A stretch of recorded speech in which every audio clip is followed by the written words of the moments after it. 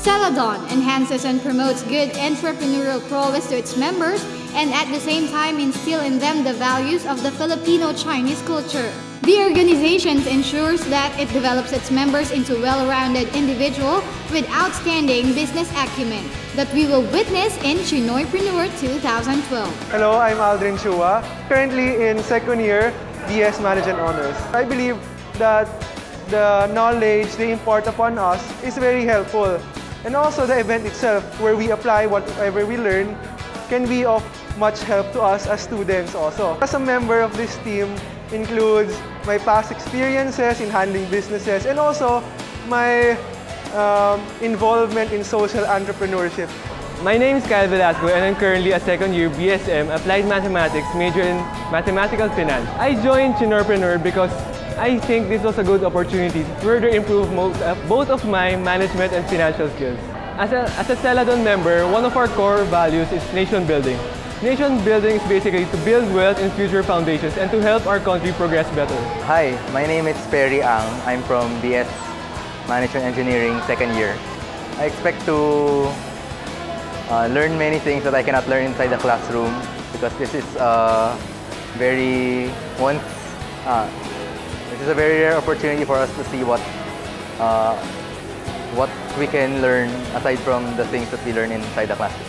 My name is Kyle Justin Megizo and I am second year BS Management Engineering. As an Atenean, I exercise the trait of Magis.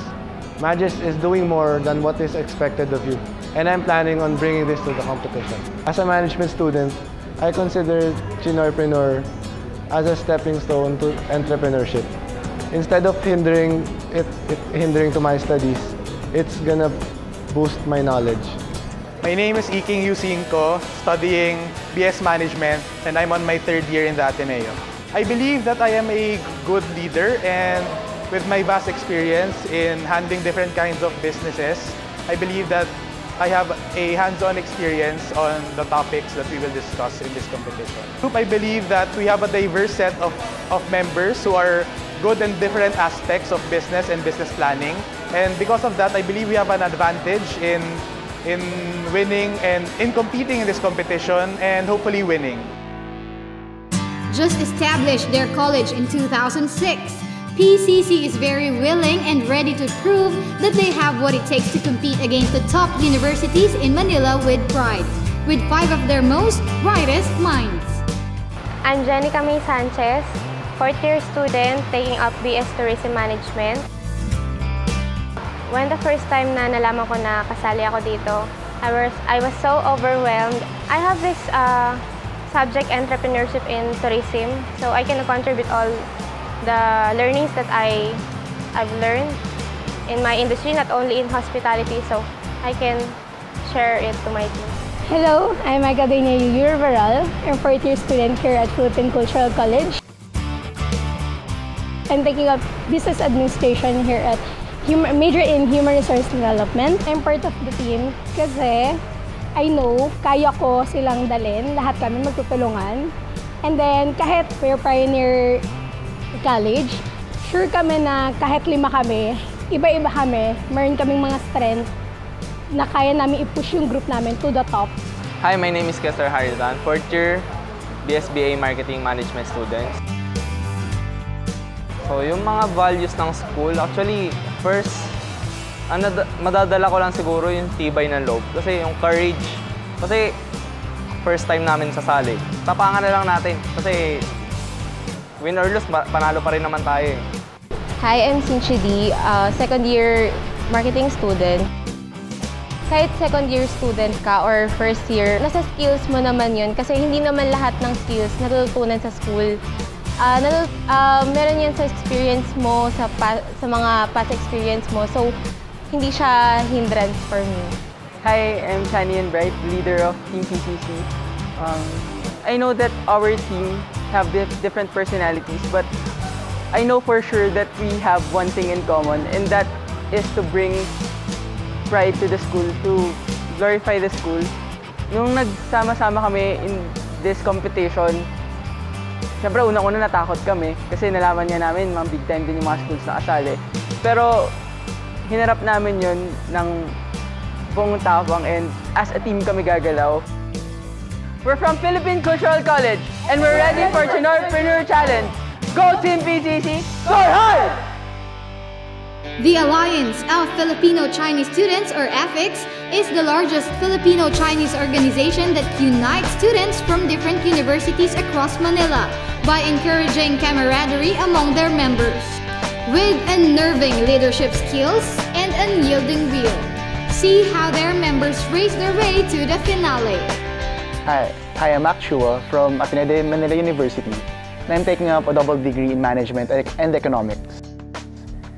Being an Ateneo student, I think the most valuable trait that I can bring to the group is being Magis, having a Magis attitude. Honestly, thinking of the courses that we're all taking, I think the diversity of my group, our group, is very unique in terms of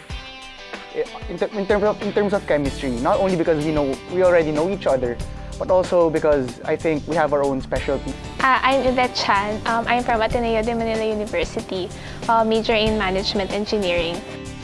So I think I can be very helpful for our group since I took up a course that is very diverse.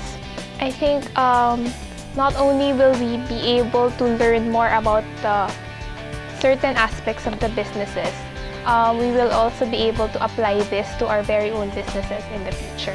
I'm Janelle.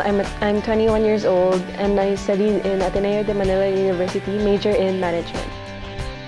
When I first heard that I was going to be part of this competition, I was really excited because I really like the challenge of a competition like this, a business challenge especially. I'm really excited to meet the big people involved in business, and I'm really excited to learn from them. Hi, I'm Lian Chua and I studied in Ateneo as a management engineering student.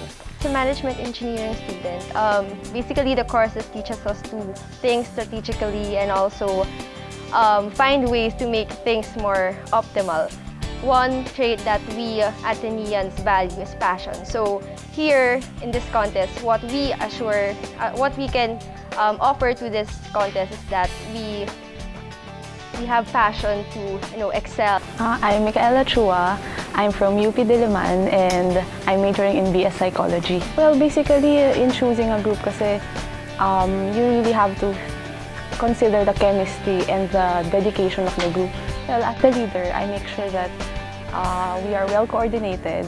We make sure that we're able to really give time to plan all the activity and all the business planning, and we make sure that everything would go well.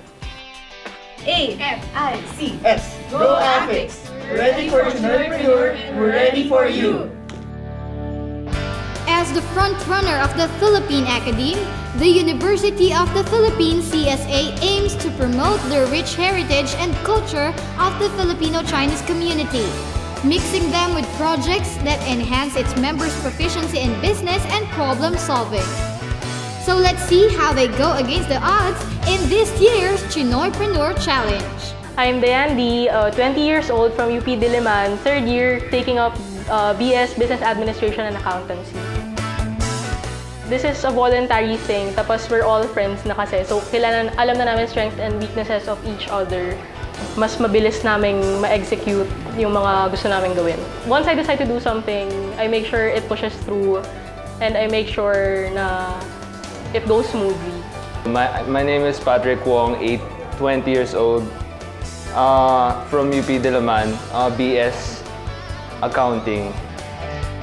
I joined because I wanted to learn more about business, and this is the ultimate platform for it, Chinorpreneur. I will do my best for this team because I believe that we can win. Hey, I'm Josh Lam from the University of the Philippines, Diliman, BS Business Administration and Accountancy. I like running, so parang I don't get tired so much. So if ever crunch time and then everyone's nagpupuyat na, kids will go on. I'm Joseph Yap, taking BS Materials Engineering in UP Diliman. I'm expecting to meet a lot of very successful people and to learn from them. We've actually been doing a lot of idea generations even before this competition. I can come up with innovations for the actual things that we might be able to do. We are from the University of the Philippines, Diliman, and we are ready for the Chinoypreneur Challenge. Go, UP Fight!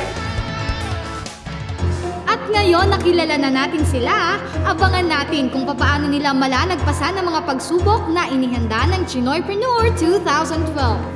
Panoorin natin next Sunday ang mga trainings na kanilang pinagdaanan bago sila sumabak sa Round 1. Catch Chinoypreneur 2012, the show where real business drama meets reality TV. Grabe guys, napanood nyo yan? Galing kumanta si Mary Grace. Alam mo, sobrang lovely, sobrang ganda ng boses niya. As in, nakaka-in-love yung boses. I have a alert. Di ba ikaw yung idol ko? Hindi naman. Well, actually, ganun talaga. Magaling talaga mga Eileen Patatin. May mga Jimby talent dream dyan. Anyways, we would like to thank all the participants who had made this show and episode possible. Yes, we'd like to say thank you to our venue for today, Lucky Chinatown Mall, and of course to our participants, St. Stephen High School, Manila, Tiongse Academy.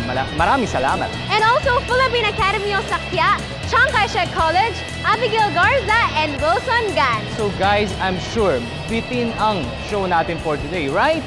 Kaya naman next week, mapapanood natin ang show natin sa Shangri-La Mall. Kaya abangan nyo yan. So guys, same time, same channel. Tune in only here on Chinoy TV. Fame Hot High. We love you. Mwah.